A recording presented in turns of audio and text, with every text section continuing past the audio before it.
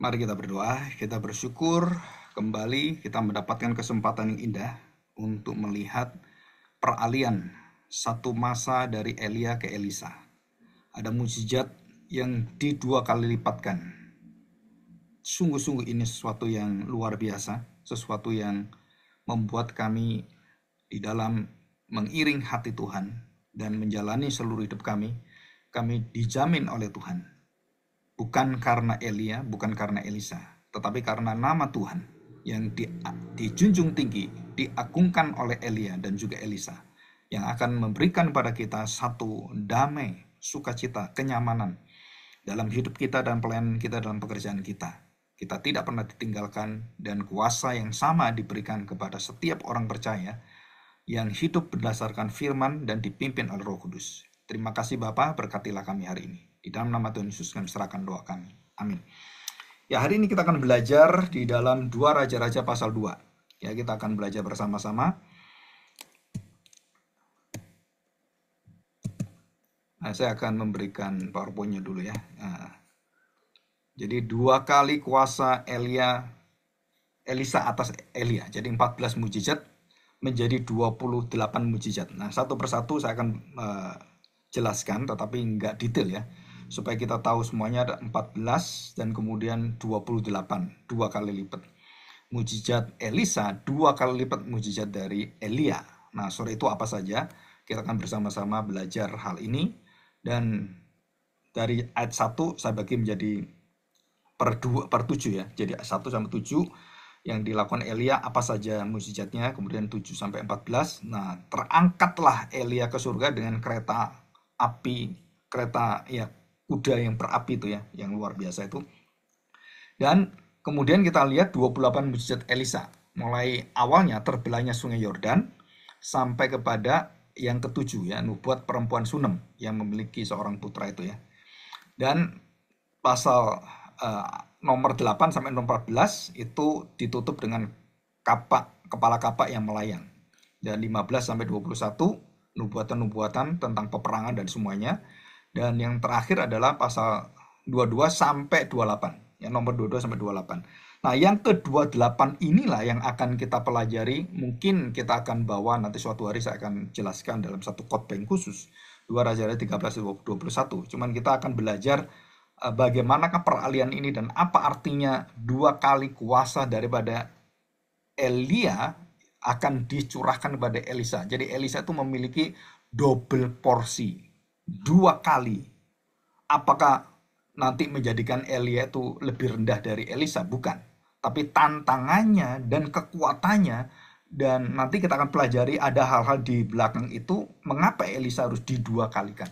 Ya, kita akan pelajari bersama-sama. Oke, kita akan membaca ayat ini dulu ya. Nah, ini yang gambar yang terakhir tadi, tulang-tulang Elisa itu akhirnya membuat orang mati dan juga orang-orang dilempar itu akhirnya hidup kembali. Dan itu mukjizat yang terakhir, penutup 2 kali lipat mukjizatnya daripada Elia, yaitu Elisa. Jadi Elisa waktu mati itu tulang-tulangnya dan bagian tubuh dia mati kesentuh orang mati yang lain. Orang mati itu hidup. Ya, ini amat luar biasa. Oke, saya akan jelaskan. Kita akan membaca 2 Raja-Raja pasal yang kedua. 2 Raja-Raja pasal kedua ya. Saya akan baca ini.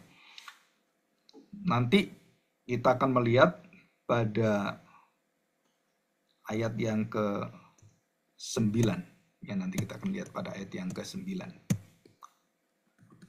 2 Raja-Raja pada ayat yang ke-9 dan 11. Saya bacakan dari ayat yang pertama ya. 2 Raja-Raja pasal 2 ayat yang pertama. Elia naik ke surga. Menjelang saatnya Tuhan hendak menaikkan Elia ke surga dalam angin badai. Nah, perhatikan, angin badai. Kita masih belajar bagaimana angin badai dikendalikan Tuhan dan diatur Tuhan, dihentikan oleh Tuhan. Dan ini dari angin badai itu akan mengangkat Elia. Elia dan Elisa sedang berjalan dari Gilgal. Berkatalah Elia pada Elisa, baiklah, tinggallah di sini, sebab Tuhan menyuruh aku ke Betel. Jadi Elisa berhenti, Elia ke Betel. Sebab Tuhan menyuruh aku ke Betel. Dan itu perintah Allah. Tetapi Elisa menjawab, demi Tuhan yang hidup, dan demi hidupmu sendiri, sesungguhnya aku tidak akan meninggalkan engkau. Lalu pergilah mereka ke Betel. Jadi akhirnya ya udah ikut aja. Ya, sama-sama hamba Tuhan, tidak ada sesuatu yang rahasia. Tuhan juga tidak melarang. Oke, bersama-sama. Pada waktu itu keluarlah rombongan nabi yang ada di Betel mendapatkan Elisa. Lalu berkatalah mereka kepadanya, "Sudahkah engkau tahu bahwa pada hari ini tuanmu Elia akan diambil daripadamu oleh Tuhan Yahweh, terangkat ke surga?" Jawabnya, "Aku juga tahu." Diamlah. Jadi ceritanya Elia akan diangkat ini, itu sudah diberitahukan pada orang-orang semuanya. Jadi para nabi yang bersama Elia itu, orang-orang semua yang rohaniawan itu sudah banyak yang tahu. Berkatalah Elia kepadanya, "Hai Elisa, baiklah tinggal di sini sebab Tuhan menyuruh aku ke Yeriko." Tetapi jawabnya, "Demi Tuhan yang hidup dan demi hidupmu sendiri, sesungguhnya aku tidak akan meninggalkan engkau." Lalu sampailah mereka ke Yeriko, dan di Yeriko ya mereka sampai. Jadi pertama Gilgal, Yeriko. Dan itu semua ada artinya. Jadi Gilgal ke Yeriko. Dari Gilgal ke Yeriko tidak meninggalkan Elia. Elisa tetap. Kenapa? Karena dia orang yang mengabdi kemanapun tuanya, dia akan ada, dia akan bersama, dan sampai mati pun dia akan bersama dengan Elia. Pada waktu itu mendekatlah rombongan nabi yang ada di Yeriko kepada Elisa serta berkata kepadanya, "Sudahkah engkau tahu bahwa hari ini tuanmu akan diambil daripadamu oleh Tuhan, terangkat ke surga?" "Aku juga tahu, diamlah kamu." Nah, ini kedua kali ya.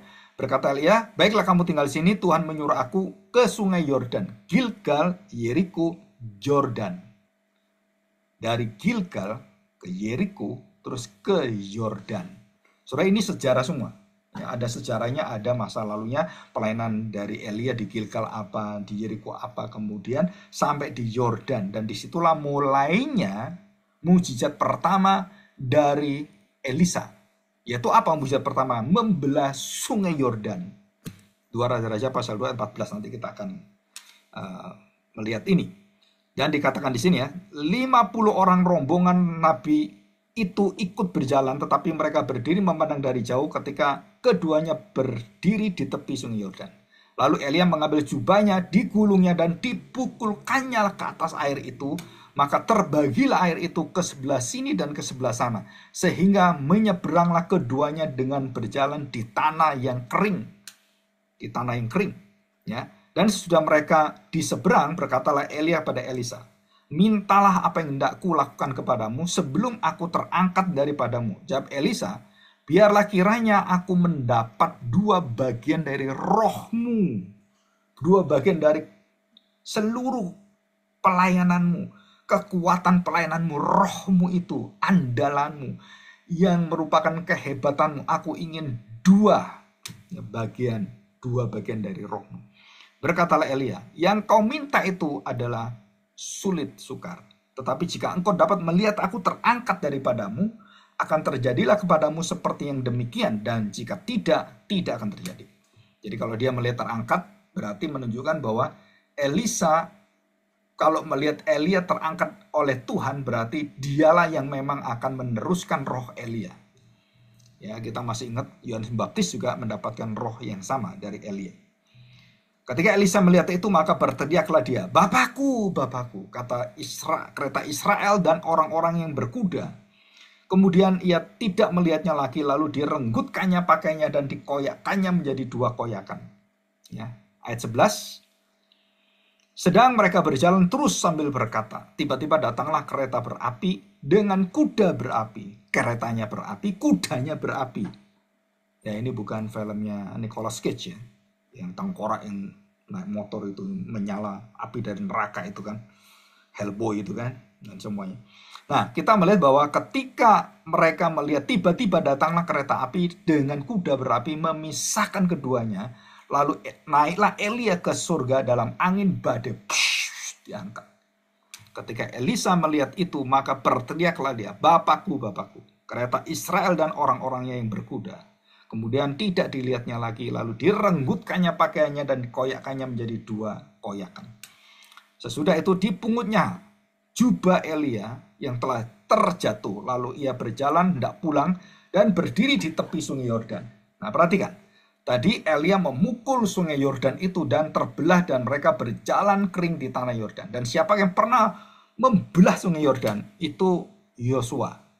dengan tabut perjanjian, dengan tentara imam itu, dan mereka berjalan menuju tanah Kanaan dengan membelah sungai Yordan.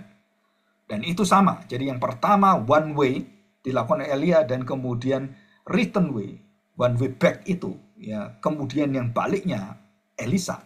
Ia mengambil jubah Elia yang telah terjatuh, dipukulkannya ke atas air itu sambil berseru, "Di manakah Tuhan Elia?"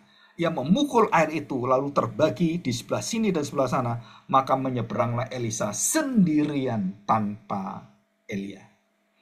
Ketika rombongan Nabi dan dari Yeriko itu melihat dari jauh, mereka berkata, "Roh Elia telah hinggap pada Elisa." Mereka datang menemui dia, lalu sujudlah mereka kepadanya sampai ke tanah.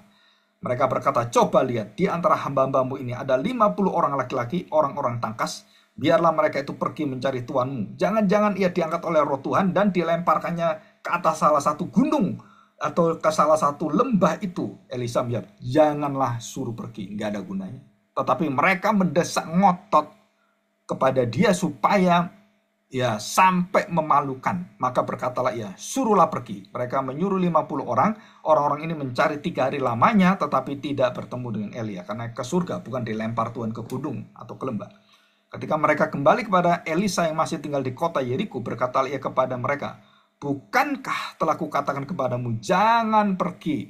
Nah, nabi-nabi tidak turut suara sang nabi yang diutus Tuhan. Nah, suara itu adalah nabi-nabi yang nanti akan menjadi masalah dan dibinasakan. Oke, kita akan melihat beberapa contoh ya mujizat yang saya akan bacakan beberapa hal penting. Nanti kita membahas mengapa 2 kali lipat. Yang pertama kita lihat mujizat Elia. Ya, Elia diangkat oleh Tuhan. Nah, sebelumnya saya sudah kasih di PowerPoint ya, di share screen, nanti saudara bisa pelajari. Yang pertama adalah Elia memulai dengan mendatangkan dan menyebabkan hujan itu berhenti. Ya, hujan berhenti. Jadi hujan itu datang dan hujan itu berhenti. Mendatangkan dan menyebabkan hujan berhenti. 3,5 tahun. Dan Elia melakukan mujizat yang pertama. Mujizat yang kedua, dia diberi makan oleh burung gagak. Nah, burung gagak diantar, kemudian Tuhan pakai burung gagak untuk memberi makan dia supaya dia hidup. Nah, setelah itu dalam masalah dia mengalami burnout ya. Satu kebosanan, satu stres, dan dia ketakutan luar biasa. Yang ketiga adalah dia memberi minyak dan roti itu menjadi banyak, dan kemudian ada mujizat di sana, janda Sarfat.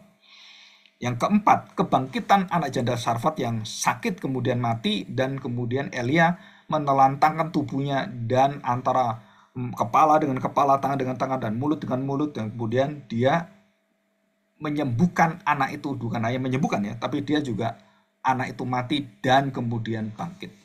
Yang kelima, memanggil api dari langit, dari surga. Bayangkan, dari api yang kudus yang ada di surga, di langit itu, yang berada di kedudukan Maha Kudus Tuhan, itu bisa turun. Dan kemudian Elia meminta supaya api dari langit itu menghanguskan, menghancurkan, dan membinasakan nabi-nabi. Dan semuanya akhirnya bisa dikalahkan. Itu dia mendatangkan hujan. Tadi kan menghentikan hujan, dia mendatangkan hujan pada 1 Raja-Raja 18 ayat 45. Terus kemudian nubuat anak Ahab akan dibinasakan. Yang ketujuh. Yang kedelapan, menubuatkan kematian Isabel yang sangat mengerikan, dilempar dan jadi makanan anjing-anjing. Yang sembilan, menubuatkan rahasia kapan Ahazia akan mati. Jadi menubuatkan kematian Raja Ahazia karena sakit dan dia mati. Yang ke-10, memanggil api dari langit. Nah, ini yang kedua ya, mendatangkan hujan, memanggil api, mendatangkan hujan. Jadi memanggil api dari langit, 50 tentara itu yang kemudian diempaskan oleh dia. Dan kedua, 50 tentara juga sama. Ya, kita lihat dalam 2 Raja-Raja pasal pertama ayat yang ke-10. Kita akan baca begini. Tetapi Elia menjawab katanya kepada perwira itu, "Kalau benar aku abdi Allah, biarlah turun api dari langit memakan engkau habis dengan ke-50 anak buahmu. Maka turunlah api dari langit memakan dia habis dan ke-50 anak buahnya." Dari api dari langit itu membinasakan langsung, mati semua. Dan itu terjadi 2 kali. Dan kemudian 12, membelah sungai Yordan. Dan kemudian Elia menubuatkan bahwa Elisa akan menerima double porsi roh pelayanan dia. Kalau kamu bisa lihat, kamu akan terima. Dan terakhir dia terangkat ke surga dengan kereta api dan kuda yang berapi. Kereta yang berapi dan kuda yang berapi. Dan itulah pengangkatan Tuhan atas Elia. 14 mujizat dari Elia. Dan Elisa menerima. Nah, bagaimana Elisa memulai? Yang pertama, Elisa memulai dengan sungai Yordan terbelah. Tadi sudah dibelah, tertutup, dan dibelah lagi. Jadi sungai Yordan itu di dalam Alkitab dibelah 3 kali. Yosua, Elia, Elisa. Ya. Dan kedua, Elisa melakukan penyembuhan air dalam 2 Raja-Raja pasal 2 ayat 21. Kutukan terhadap perempuan yang melahirkan, 2 Raja-Raja pasal 2 ayat 24. Terus lembah yang dipenuhi dengan air atas penglihatan dan visi dari Elisa. Penipuan orang Moab dengan lembah berdarah, dan mereka kemudian dialihkan ya dengan kuasa Tuhan itu. Moab itu akhirnya ditipu ya dengan pemandangan itu. Yang keenam, mujizat bejana-bejana berisi minyak yang diisi dan tidak habis-habisnya minyak-minyak itu. 7, nubuat bahwa perempuan Sunem akan memiliki seorang putra. Kamu akan memiliki seorang anak. Yang kedelapan, kebangkitan putra Sunem yang seperti janda Sarfat ya, dibangkitkan. Dan mati dibangkitkan. Penyembuhan buah labu. Ya, itu ada buah yang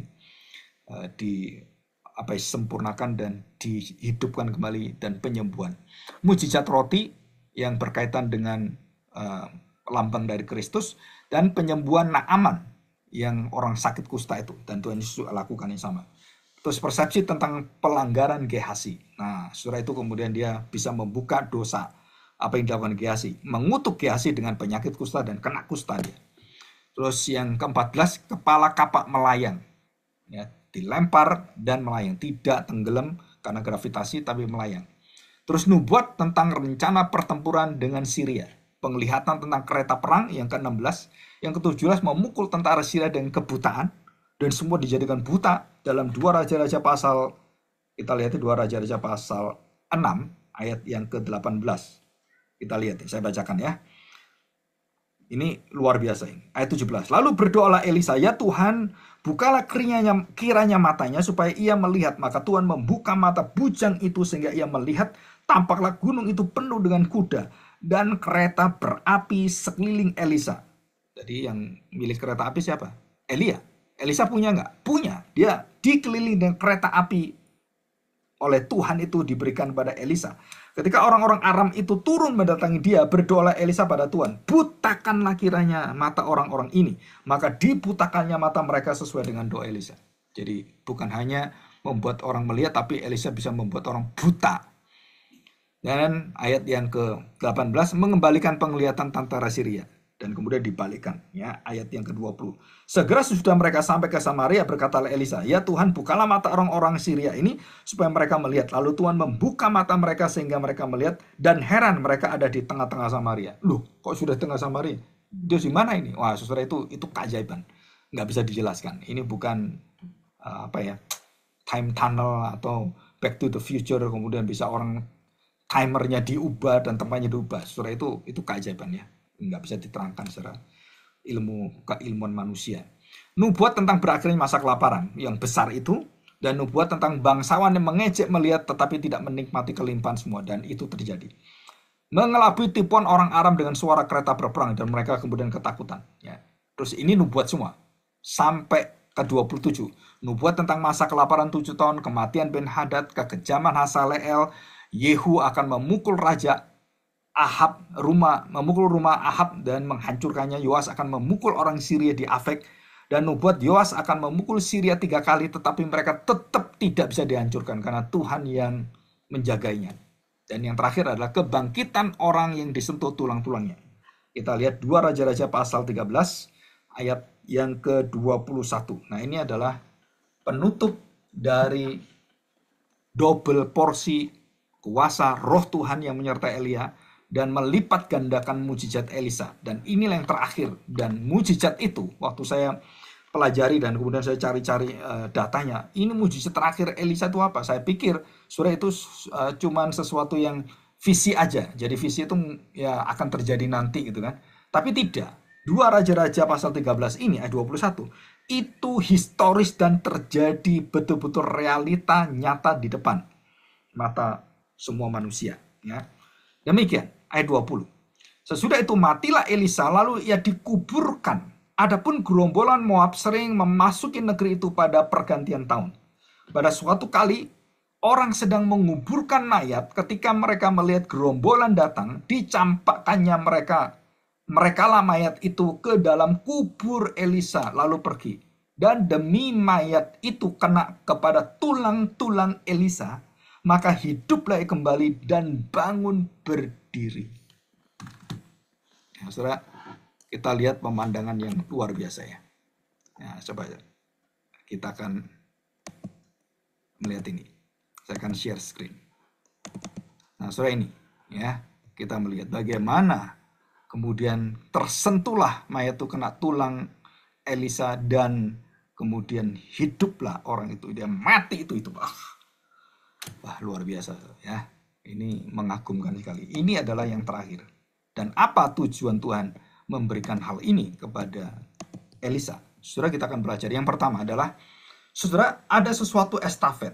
Pelayanan itu adalah pelayanan yang bukan pribadi lepas pribadi dan kemudian terpisahkan, dan tidak ada pelayanan di dalam hidup gerejawi, di dalam hidup orang percaya yang tidak berkesinambungan, yang tidak berhubungan, dan semuanya itu satu kesatuan. Jadi penerus roh kenabian Elia, jadi diberikan pada Elisa, itu ada bagian-bagian dan persyarat-persyarat atau kualifikasi yang harus dilalui oleh Elisa. Baik itu pengabdiannya bertahun-tahun bersama dengan Elia.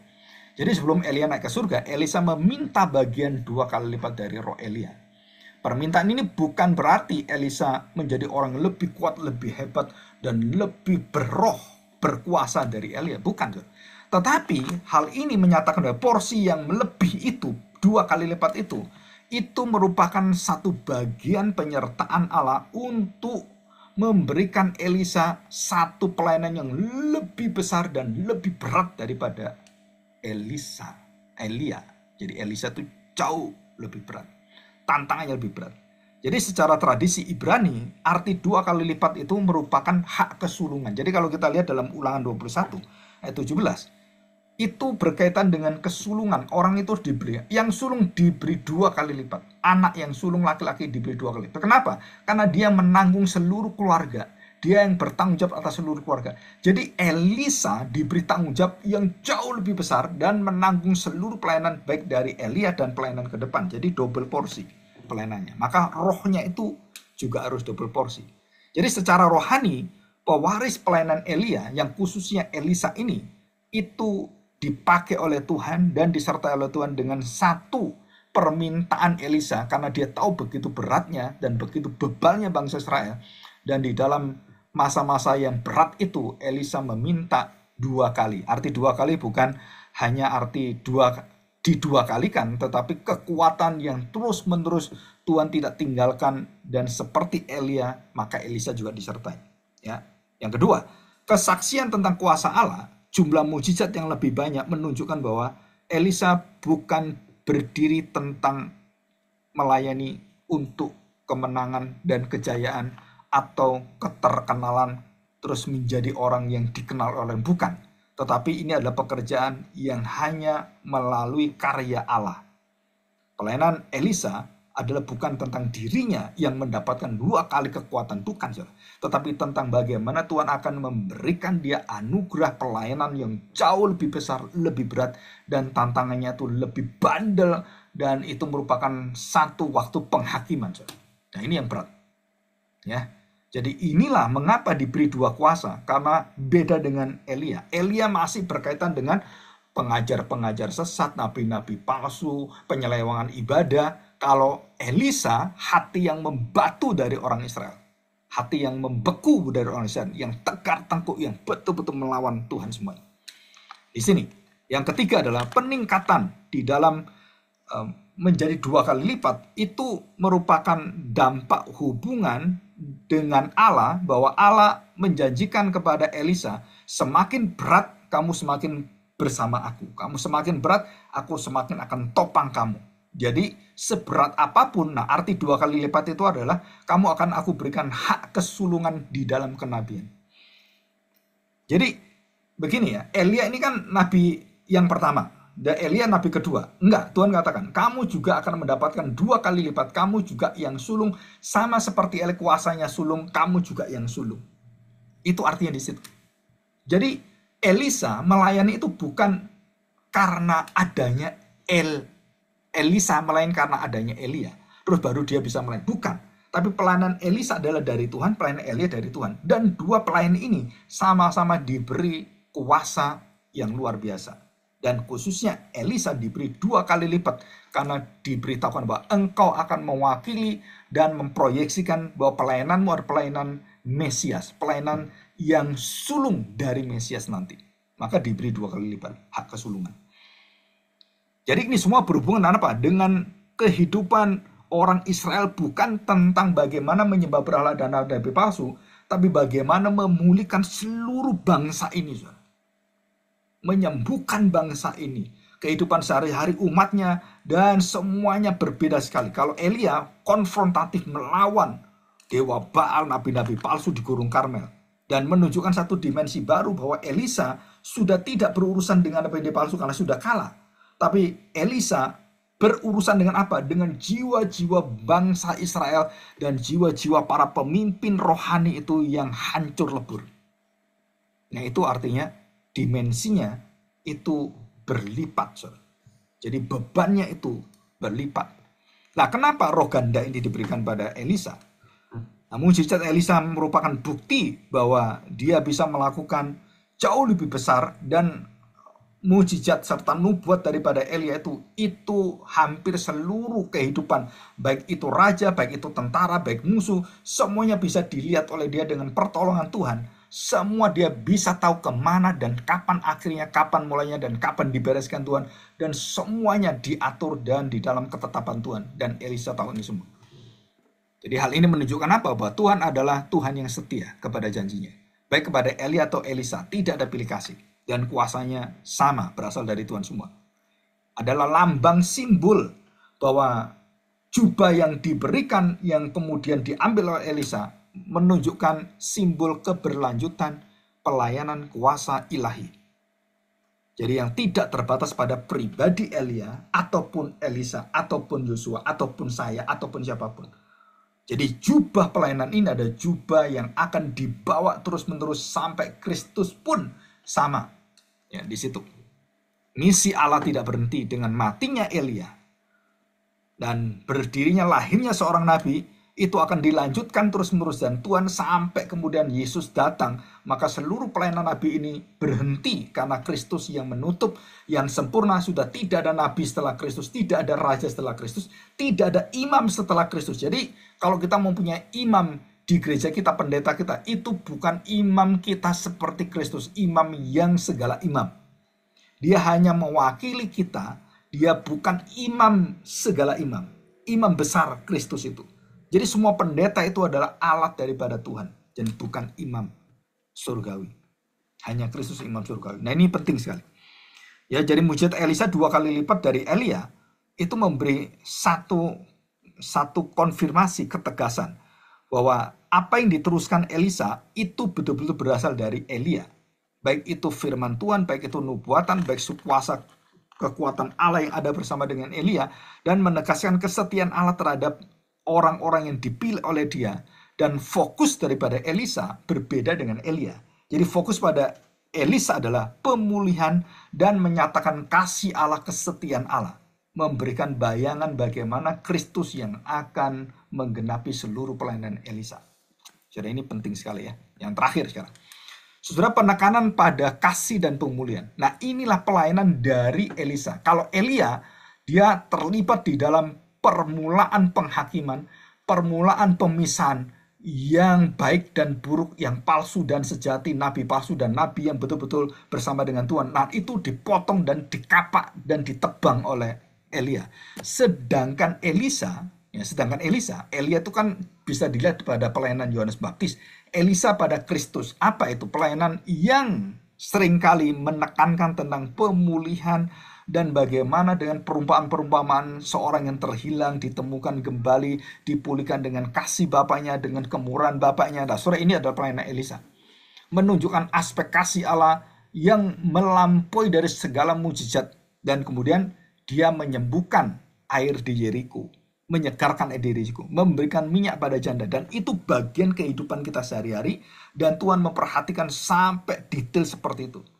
Bahkan sakit penyakit pun dibangkitkan. Kematian anak Sunem itu juga sama. Menunjukkan bahwa Elia dan Elisa itu menunjukkan satu pelayanan yang seimbang, yang berkesinambungan, yang betul-betul luar biasa, terikat dan terjalin dengan baik sekali. Ya, antara Yohanes Baptis dengan Kristus, antara Elia dengan Elisa.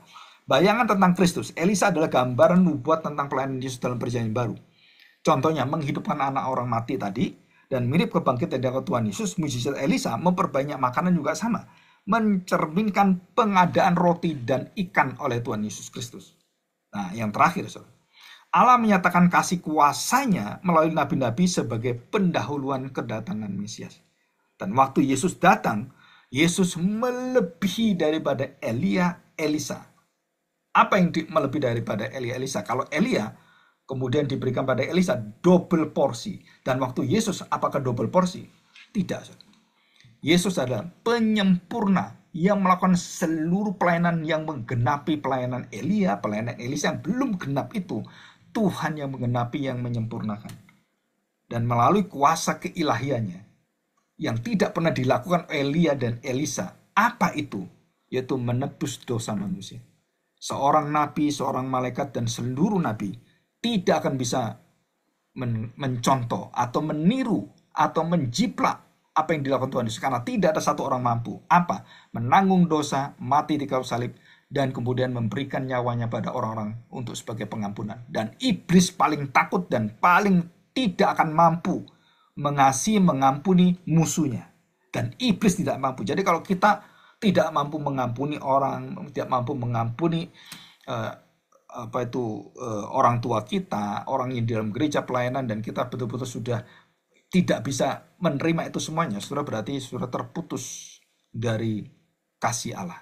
Dan itulah yang ditekankan oleh Elisa. Jadi kalau kamu sudah tidak bisa mengasihi lagi, maka kamu akan terlepas. Dan itu pelayanan daripada Elisa digenapi oleh Tuhan Yesus. Dan siapapun yang dikatakan Tuhan bahwa ampunilah seperti aku mengampuni kamu, saudara, itu harus kita bagikan.